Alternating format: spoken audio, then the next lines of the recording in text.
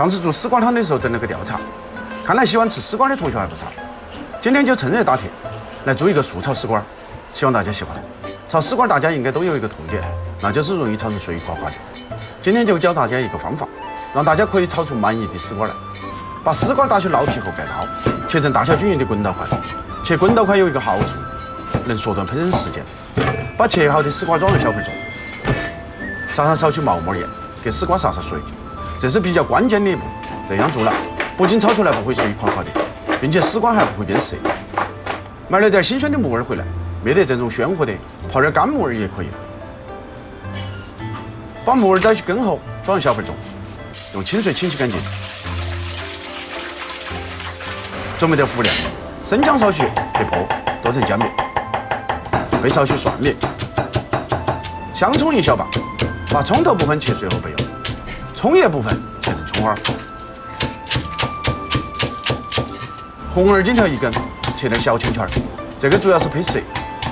好，起锅烧热，来上一小坨猪油，炒素菜用猪油是最好的选择。把姜葱片投入锅中，爆出香味儿。接到香木耳、丝瓜，大火将食材炒至断生。这一步呢，时间可能稍稍久一点，多炒几下，顺便锻炼身体。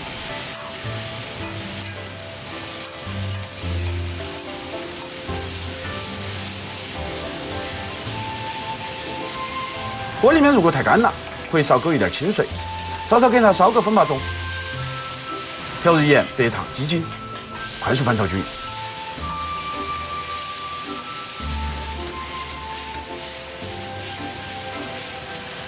点上少许香油，撒上一把葱花，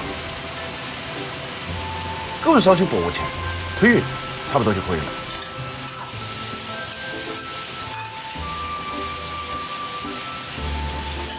最后把红椒圈撒进来，配个颜色。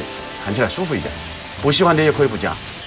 好，出锅，把炒好的丝瓜装入圆盘中，一道鲜香脆嫩、口感爽滑的素炒丝瓜，你学会了没有？生活的本质是柴米油盐的平淡，是周周转转忙碌的身影。认真对待每一顿烟火，用心感悟每一个潮汐，在繁华喧闹的城市间，一份素简清欢，一碗人间烟火。我是厨子，求关注，求点赞，求3连，下期见。